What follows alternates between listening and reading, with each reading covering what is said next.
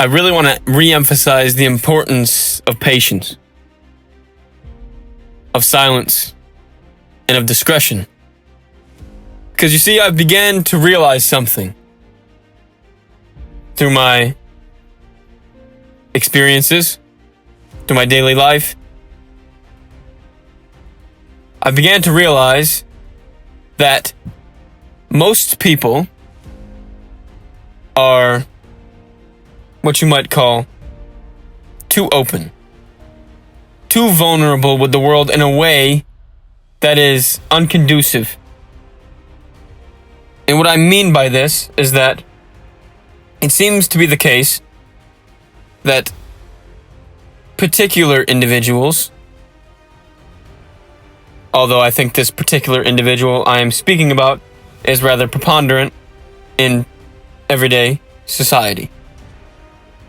You see, this individual who I'm speaking about is what you might call undisciplined in their ability to remain taciturn.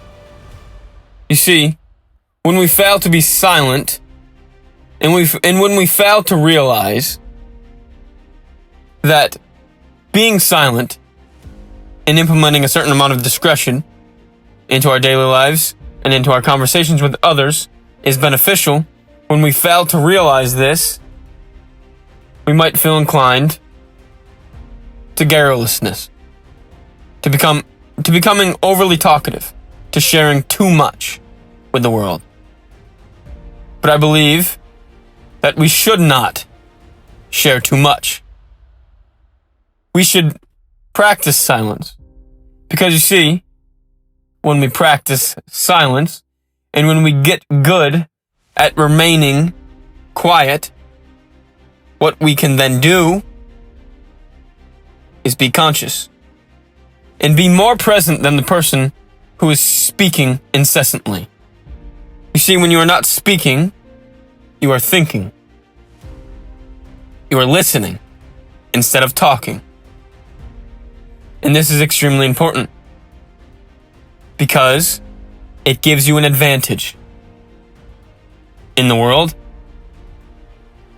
and it propels you forwards to where you can become a better and more skillful listener, thinker, and consequently, a leader. You see, the best leaders are the best thinkers. They can think abstractly, outside of the box, but also pragmatically and constructively. And this is important, because if you want to lead men, if you want to lead people, then you need to have a certain amount of discipline. And in this discipline, a certain amount of silence. Because when we are thinking, well, we are thinking and we are not talking. And you also must take on a straightforward posture. You must look other people in the face and in the eyes. Because what this is going to do is demand respect from them, and you must maintain your confidence. And you must cultivate this from within. And I believe this to be important. Because, you see, when you look at someone with your eyes, in the face and in the eyes, what you are doing is paying attention to them. And you should not look away. You should look directly at them and keep a straightforward posture. You shouldn't necessarily be what you might call... You shouldn't take on an angry posture, I guess is what I'm trying to say. You shouldn't come off in a way where the other person is scared of you. But you should do this in a way where it is subtle. Where the other person is aware that you are profoundly confident. And you see, this person, if you are profoundly confident, and if you have cultivated this confidence from within, and you walk with a straightforward posture, and you look them dead in the eyes or dead in the face, what they're going to realize is that, well, this person is a respectable person. He's formidable. And this is, in fact, what you will become, is formidable. I think that was the word that I was looking for. It's important to be formidable, especially as a male. Because you see, it is a competitive world out there. And regardless of all of our philosophical wanderings and understanding of the world in a way which is perceived as abstract, regardless of all of that, the world that we are living in, although we must understand it on a deeper level, is, at base, competitive. Especially in the realm of professional life and with other males. Because you see, we are competing. And of course this is going to happen. This is something that we cannot get away from. But we should accept this. And we should understand this. And what we should do, in consequence, is not wallow and become sorrowful and begin to pity ourselves. What we should do is become stronger. We should cultivate a confidence from within so that we can manifest that into the material world, so that we can become successful. And obviously everybody determines their idea of success for themselves. This I understand. But regardless of that, we should, at our core, understand the importance of silence and of discretion. And understand that silence broadens our perspective. And one thing in particular that I've noticed and that I've been paying attention to through my silence is the actions of other people. And when you are silent, and when you look people in the face and in the eyes, and you walk straight up with a forward posture and are confident, what you begin to realize is that you start to see the world in a way that you never saw it before. You see, I see a lot of men who walk around with their shoulders protracted and their necks extended down towards their chest line, towards the anterior part of their body. And they walk like this and they fail to look at other men in the face and in the eyes. They fail to look at women in the eyes and in the face. When they shake your hand, they do not look in your eyes, they look down. It's clear that they are embarrassed to be who they are. And this makes me feel something. And this is the kind of man that I'm talking to, and this is the kind of man that I want to help. And if you are that kind of man, and you'll know if you are, know that you can build confidence, that you can become a confident man. This is possible. But you must cultivate it. And you must develop discipline. And you must understand that in order to become more confident, you have to start being more confident right now. Fix your posture. Look people in the face and in the eyes. When you shake someone's hand, you shake it firmly and you look them directly in the face. This is going to demand respect. And it's also going to let that other person know that you, on some level or other, are trustworthy and that they can work with you. Because you see, when you are looking away from someone, when you look down, this expresses a certain amount of embarrassment. And it also tells the other person that you're hiding something. And if you're hiding something, then how are they to trust you? They're going to be apprehensive about your intentions because of the mere fact that you are uncomfortable with yourself. And even though you might be a good person, they don't know that. So you must pick your chin up, pick your chest up, look people in the face and the eyes, and observe the world pragmatically. And you must begin to write, to journal every day, to keep track of your emotions and your goals and the skill sets that you wish to develop. And you must read. You must read philosophy so that you can understand the world. You must read science and physics. You must understand thermodynamics, quantum physics, biology, psychology. You see, you must understand all these things because what it's going to do is help you understand other things. Because you see, if you are multifaceted, if you understand a lot of things, if you are well-read and well-written, then what this does for you is breed, or rather, cultivates confidence. Because the confident person is confident for a reason. If you aren't confident, well, are you in good shape? Is your diet right? Do you drink enough water? Do you read enough? Do you write enough? Do you understand who you are? Do you talk too much? You need to ask yourself these questions. And we must hold ourselves accountable as men. We must. I don't care what anybody else says. I don't care what the world tells you. It's not okay to play the victim. If you're depressed, fine. Feel your sadness.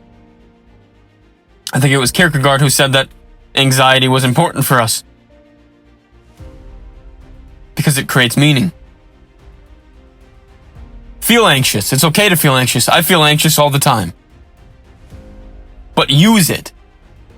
Use that energy, because it is energy, and put it towards something that you want to achieve. This, I believe, is crucial. Because I'm not trying to tell you to repudiate your emotions. I believe that you should feel all of your emotions fully and completely. But what you should do is take action. If you're feeling an emotion and it is hindering your ability to move forward, what you must do is move forward. You see, it takes a choice. Life is all about action. Manifestation is all about action. Karma. Doing. We must do. And of course, you can only do. You can't not do. We're always doing something. We can't do nothing. This is an erroneous presumption. But what I'm trying to say, basically, is that what you should do is figure out, especially if you're a young man, figure out what your purpose is. And maybe you're not particularly religious. That's fine. I'm not particularly religious myself. But I believe that faith is important. You should have faith. And you should have a relationship with the divine. However you choose to. Whether it be Buddhism, Hinduism, Christianity, or if you just choose to develop your own epistemological standpoint. Regardless, I believe that faith is important. And I also believe that faith is one of the prerequisites for longevity. And if you do some research into the blue zones, these are centenarians, or people who regularly live past 100 years old. One of the essential tenets in their daily regime is faith, along with a healthy diet, physical activity. Because you see, positivity, a positive mindset, will propel you forwards. And a negative mindset will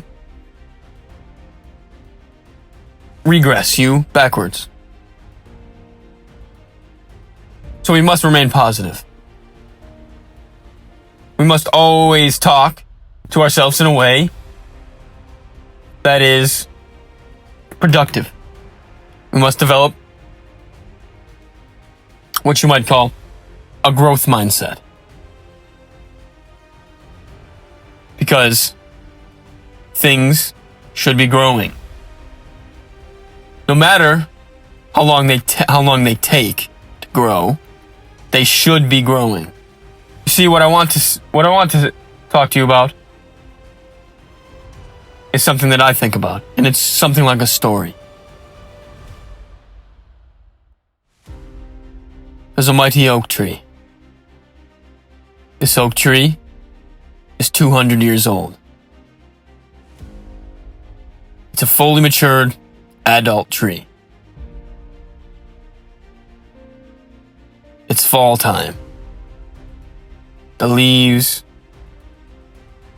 have began to fall to the ground, as they do. There's a crispness in the air, an autumn breeze, a pleasant smell, a beautiful aroma. The type of aroma that is so familiar to the people of the town. And this mighty oak tree, oh, does it stand tall? And is it beautiful and serene, structured and strong? And as it's reached its peak of maturity, it now wants to spread its beautiful fruit. So it does, and it drops acorns to the ground, and the squirrels carry them off to and fro, and the deers gobble them up. But some of these acorns make it into the ground, into the wet, dark soil of the earth. And as they sit there in their tomb of darkness,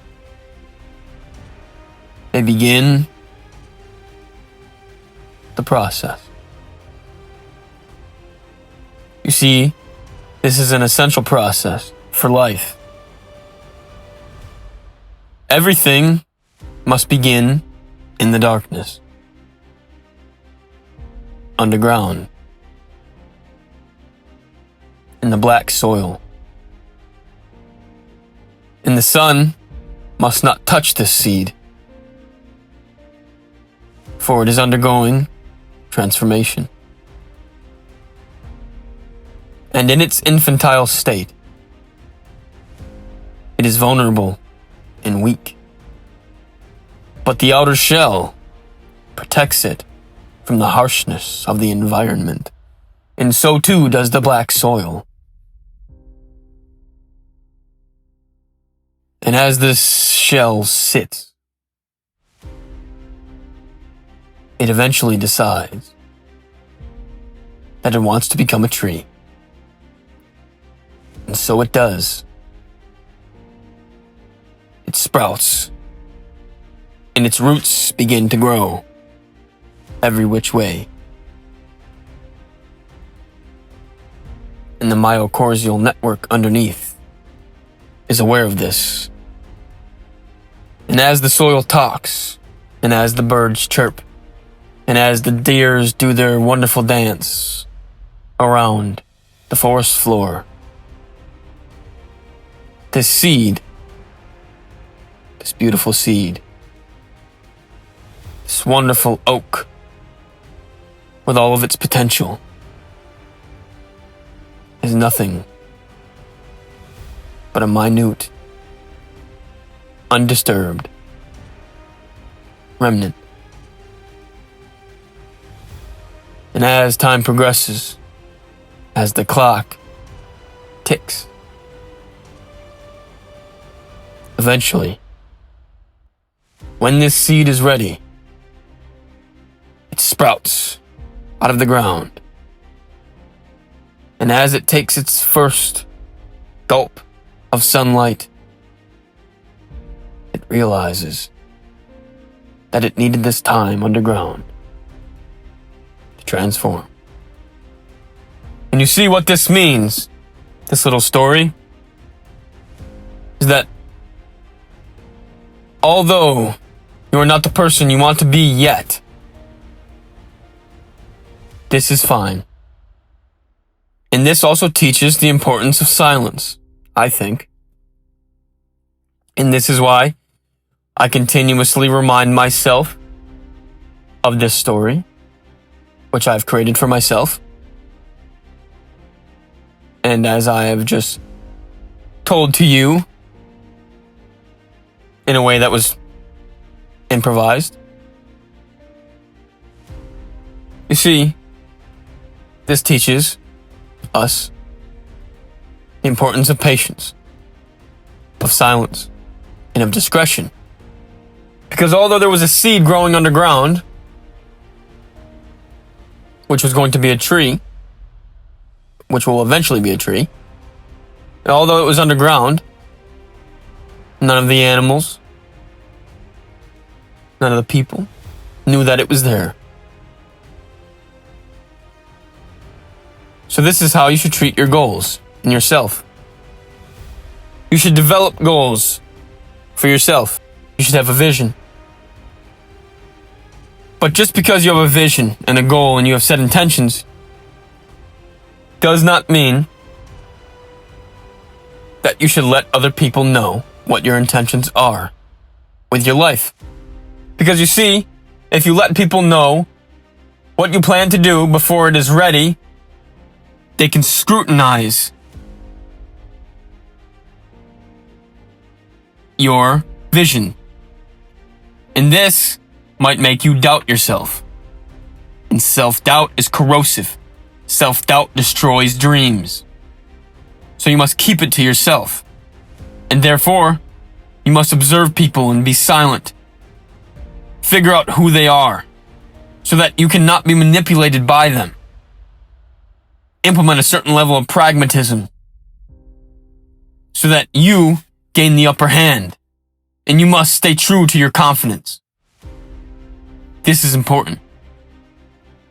This is the importance of silence and of discretion. And without it, you weaken your position. And you don't want to ever weaken your position. You want to stay as strong as possible. There's a quote that says, "We might regret our words, but we will never regret our silence." It's okay to be silent. Actually, being silent is going to teach you a lot. It's going to help you see things. It's going to help you figure out whether or not you should keep a person in your life. Obviously, in personal relationships, there needs to be a certain amount of reciprocity, of course. If you're not putting in anything, don't expect anything back. But if you're putting in too much, retract yourself, be silent, and observe, and allow that person to pour into you. And if they don't, so be it. Let them go. Do not hold on to them. Do not hold on to anything. Realize that reality is in a state of perpetual flux. As Heraclitus said, the same man never steps in the same river twice, for it's not the same man, it's not the same river. Nothing is constant. The world is ephemeral, transitory, transient. Concreteness is only an idea. And so is non-concreteness. They're all ideas. But be silent and understand this. And realize that we live in an arena where people are captivated by reason. And they think that what they are saying is the truth. But this is not the case. What is truth? Well, I guess it's what we make it. But this is important to understand. Because then we realize that when someone says something is the truth, what they are, essentially, is a dogmatist.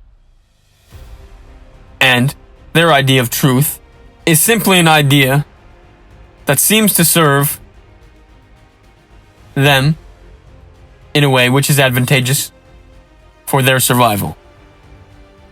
You see, this is kind of diving into the idea of manipulation. You see, people will bend the truth. They will create their own truths so that the world can serve them. Because you see, as biological entities with an ego, we are aware of our own death.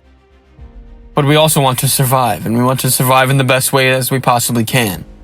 So what we'll do is manipulate the world so it serves us in a way that is conducive to our happiness. And people will do this.